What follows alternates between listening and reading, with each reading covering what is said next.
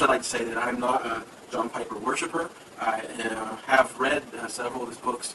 I've watched most of, part of The Blazing Sinner, which is his teaching, what you've just skimmed over in this and put out there as Christian hedonism. His focus seems to be in Desiring God ministries to put forth something that is traditional and is something we know that we should do already, but to desire God as a Christian. And just because it doesn't have to be something that's new or different from everything in order to be a good thing. I know you know that, but as you mentioned a couple times in your comments there on the note, that is either what you said it was or nothing new. Well, just because it's nothing new doesn't mean that it's not something that should be put forth. I understand that you know that, but it just seemed to be kind of an A or B, and that's our only two choices. First of all, Christian hedonism, what is it? I think in the beginning of your note, I don't know if you misunderstand what it is, or if you've just come across this or heard about it from someone, and then just looked into it, but it doesn't sound like you quite get what it's talking about. And I get this, not because I doubt you.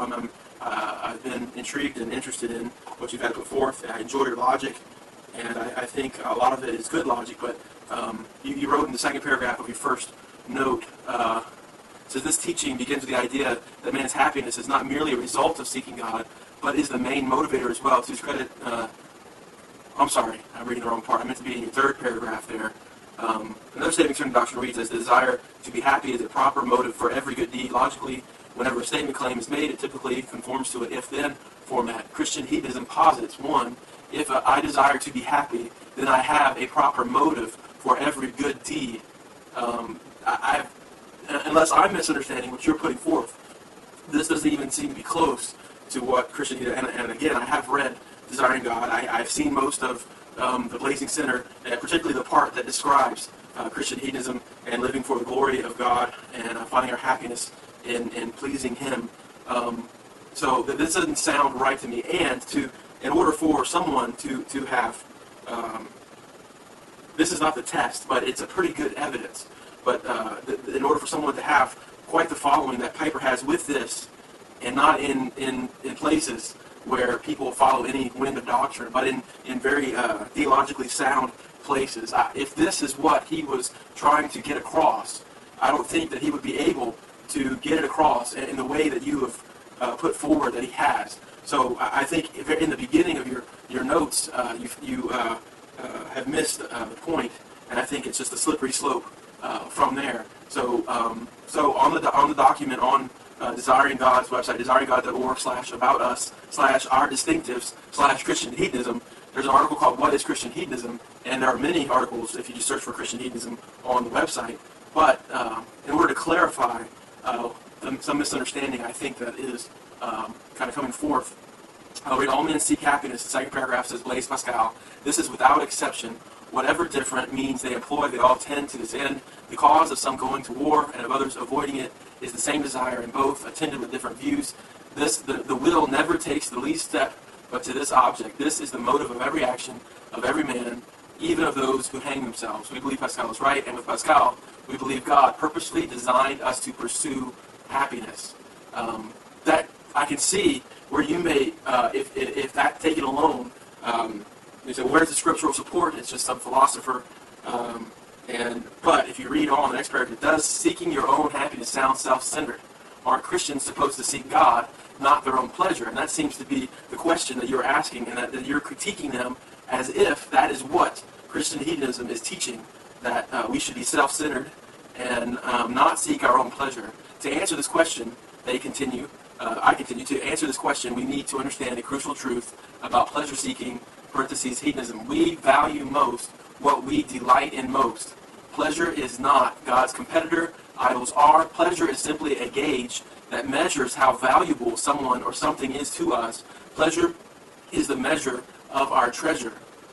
And I think the reason that they're stating this in Christian hedonism is, it sounds like an oxymoron, and I think it's purposely made to get you to stop and think. I don't think the purpose is to necessarily bring forth logical, philosophical debate over semantics and whether you should use this phrase. I think that if you start nitpicking the semantics of this, I think maybe you will miss the point. But obviously, John Piper is not telling you to seek your pleasure for pleasure's sake or be happy, and if you are happy, then that justifies whatever makes you happy. I think what he's trying to say is in the next paragraph. Says, in fact, you'd be dishonored if you didn't experience any pleasure in your friendship. The same is true of God. If God is the source of our greatest delight, then God is our most precious treasure, which makes us radically God-centered and not self-centered. And if we treasure God most, we glorify Him most. And to you, this may sound like the same old, what we already knew. But operationally, and I think as we have found, especially, particularly in our backgrounds, that the natural man, our flesh, our natural mindset is that if it's pleasurable, then it's almost sinful. So we can't enjoy. We've abstained from alcohol, even though there's no prohibition of alcohol in Scripture. But because we get pleasure, or it can be abused, we stop. We tend to be ascetic or monastic, and we think that way. And all through the centuries, I appreciate Augustine and his fight against Pelagianism, but Augustine had a misunderstanding about intimacy in marriage, and said that if you weren't using it just for procreation's sake alone, then you were in sin. And I disagree. And I know you would too. And I think that's the point, that the Christian's pleasure is no longer in the world. The things of the world don't delight us, or shouldn't delight us. So I think it's a call for the Christian to desire God, and that to make God your desire. So the things that are in Him, His attributes, His glories, the salvation that He's given us, are what our desires are, and that we seek our pleasure in the things of God and not in the things of this world. And I think that's what the main gist of Desiring God, John Piper, Christian Hedonism is. And I would encourage you to read Desiring God, or just look up some of his videos. And I think that's the point. I think if you watch the Blazing Center, I think you would see that. And I think that's why so many times I said that you misunderstood, or it looks like you're misunderstanding what they're getting forth. So I hope that helps clarify some of my points. I don't like arguing, or I say arguing, but you know where I'm coming from. There's no, there's no ill here. But I think comment boxes are meant for silliness, or just saying hello or what's up or whatever. I think comment boxes fail to be useful in explanations. And so when I explained, or attempted to explain why I thought you misunderstood, it's because it just, what I know from experience in reading Piper and watching Piper, I've met Piper, I know that's not what he's trying to get across, that Christians should seek to be happy, and that their happiness is the justifier of what makes them happy. But that a Christian should seek his happiness, seek their ultimate desires and pleasures should be found in God. And so as we seek pleasure as a Christian, and as we seek happiness and joy, we are desiring God. And so I hope that clarifies things. This is actually the first time I've recorded something for public. So if you have any comments, I guess, leave them in the comment box, respond to the video. I think it'd be a great discussion. I think the church needs to seek pleasure more. And I think that we need to not look at the things around us as a thing to be preached against, or necessarily all the time. But I think that if Christians sought pleasure and happiness in God, that we wouldn't have to make all these barriers and stuff. I think that would be the means, and the end in itself would be God and knowing Him. And there's no way that I could get across everything I wanted to say in this, but that's basically the gist and the reasons why I think that you misunderstood what was being put forth by saying Christian hedonism.